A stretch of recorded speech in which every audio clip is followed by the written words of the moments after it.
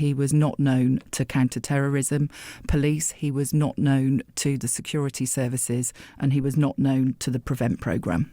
OK, but you're unable to give us any more detail on whether he was known to health or mental health services? Yeah, I'm not in a position to share any more information about the individual, I'm afraid. A high visibility presence of police at railway stations will continue today to reassure the public. Heidi Alexander, the Transport Secretary, joins us now. Good morning. Good morning, Kate. What is the latest that you're able to tell us about the victims and their current condition?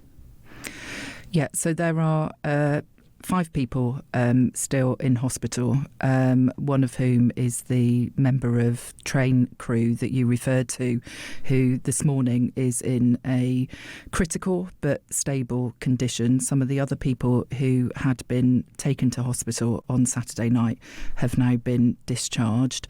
I do want to pay tribute to the enormous bravery of so many people on Saturday night, because the actions of the train driver, as you have referred to, the onboard train crew, some of the passengers, and indeed the emergency services who responded very quickly, getting police to the scene within 8 minutes of that first emergency call coming in.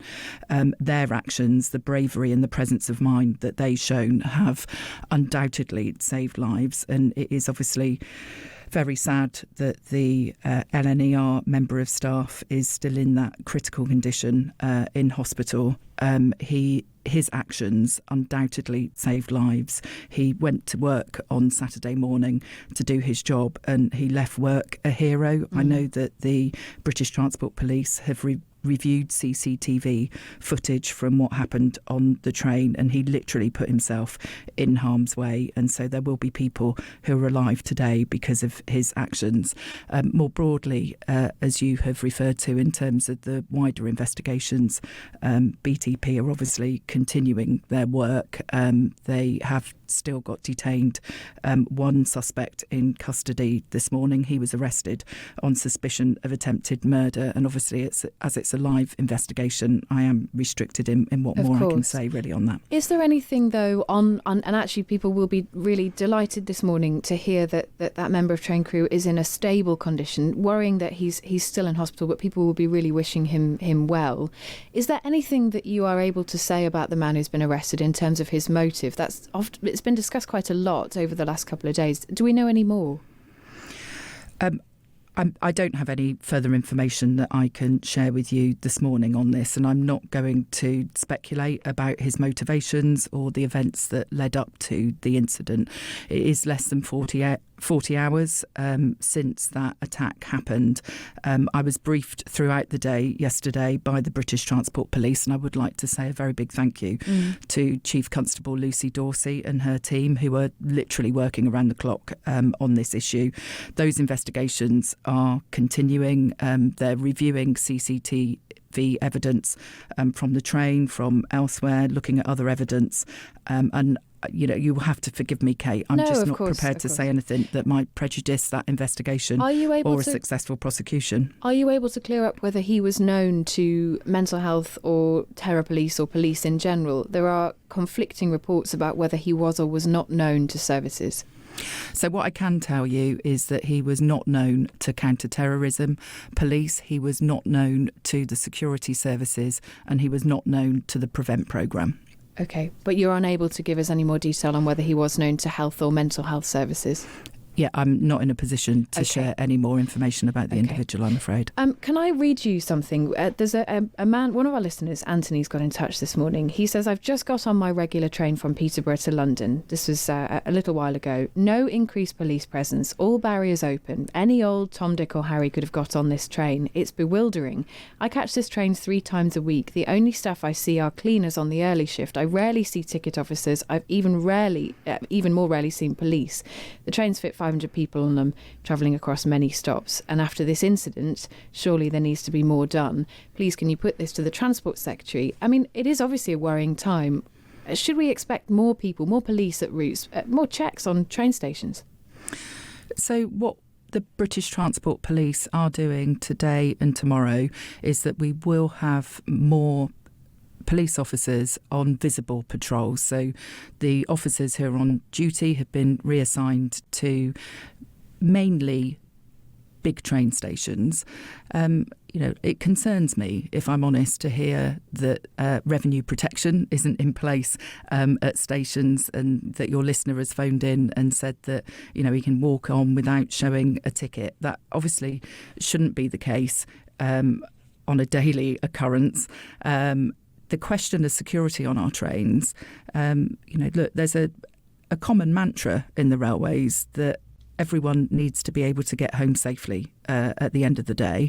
But we have to deploy the policing resources that we have available through the British Transport Police in a sensible way to have the largest impact. And so that does mean that British Transport Police do tend to be present at some of the larger stations, so that when trains are coming in and out of those stations, perhaps there are problems on them, they can detain individuals. You will also see BTP officers on occasion on trains when they're making intelligence-led interventions. They do a lot of work around things such as county lines, when young people are involved in taking drugs from the capital and big cities to other towns. In the context of what's happened, though, might we see more officers on trains now? Is that something that you think would be a good idea? So we will obviously learn any lessons that need to be learnt from this horrific attack. The deployment of officers will be operational decisions for the British Transport Police, and I want to make interventions that have the best chance of countering the threats that individuals who are using the railways may face. I should just reassure your listeners that I know this won't mean much for those people who were on that train on Saturday night, but the railways are one of the safest forms of public transport that we have. It is a low crime environment generally. For every 1 million passenger journeys that are made, it's 27 crimes are committed. So 27 crimes for every 1 million passenger journeys. Now, one crime is one crime too many. Obviously, when incidents like this happen, the government will always look to review the security arrangements that are in place, but we need to do so in a way which is proportionate and where we are intervening in a practical way so that people can go about their daily lives, but also that people feel safe and confident in using the railway. How do you deal with this issue that people feel unsafe, but the stats, as you've just given them there, show that people ought not to? How do you deal with that difference in how people feel versus the reality? So one of the things that the British Transport Police has done really well over the last couple of years, I think, is also give people security in the knowledge that if they are seeing things on the railway that concern them, that they can just drop a text to 61016 and the British Transport Police will pick up that information. Perhaps they're seeing someone behaving in a concerning way routinely at a particular station at a particular time. The British Transport Police have also had a big campaign to prevent violence against women and girls on the rail network, and to actually be clear with the public that they can share information if they're seeing things that they are concerned about. And so I think having the British Transport Police as being accessible, making sure that the British Transport Police are working closely in conjunction with local police forces as well, who are responsible, obviously, for what happens in and around, around the station environment. And I think those things are really important to people. Can you, just in a word, because we are running out of time, can you guarantee no funding cuts to the British Transport Police? So we have increased the British Transport Police budget this year. The government contribution is 415 million, and we increased the budget by nearly 6%, and that was in line with the increase that was given to other police forces. So no cuts in the budget to the British Transport Police? So, as I said, this year there has been nearly a 6% increase. Yes, we're talking obviously about future years. That's what the budget is concentrating on. We expect that in around a month's time. There is some debate. There's a lot of speculation. There are a lot of people who are feeling deeply concerned about what might happen and how much they might be asked to pay. Can you give some clarity this morning on what a working person is for the Labour Party?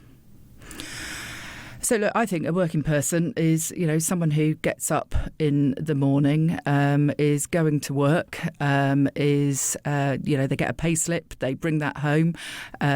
Equally, a working person, look, my dad was a self-employed electrician for the entirety of his life and didn't get a pay slip as such. I think most British people know what a working person is. That's why we made the commitment that we did when we were at the election. And does that stand, to say that commitment? What we have always said is that, we're a party that wants to make sure that, people who are working hard on modest incomes, working people, that we make sure that we're getting more money in their pocket, that they are seeing their living standards rise, that they can access decent public services. And I think as we head into the budget on the 26th of November, those are the things that are going to be front and centre of the Chancellor's mind when she's putting her plans together. Okay, so, of course, the Labour Party is there to support working people. But you've just said a working person is on a modest income. But in the previous answer, you said it was someone who gets up to go to work who has a pay slip. And those are not the same thing. There is a speculation. I also said, to be honest, Kate, I also used the example of my dad, who spent his whole life as a self-employed. Clear, doesn't it? That makes it even less clear. And what I'm saying to you is there is speculation that Labour considers a working person to be somebody earning under £45,000 and that anybody earning over that might well be in line for tax rises. Is that correct? No, I don't think that there's any Labour politician that has said that. And it's from a Treasury document. It's from a Treasury document. You're trying to put words in my mouth, Kate.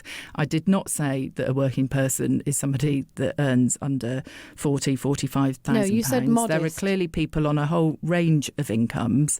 And what this Labour government is determined to do is to make sure that we get the economy firing on all cylinders, good quality jobs available for people so that they can have good incomes and that they can enjoy a decent standard of living. Now, we do realise that people are under a lot of pressure still at the moment, and there is a lot more to do in order to get to the point where people feel that they can afford those little luxuries in life. But I know that those sorts of things are the things that working people want to be able to do. They want to be able to provide for their children. They want to be able to, take a week's holiday. And that's what this government is determined to deliver for them. And you have faith in Rachel Reeves to do that? 100%. Heidi Alexander, Transport Secretary, many thanks for your time this morning. Thanks, Kate. Thank you.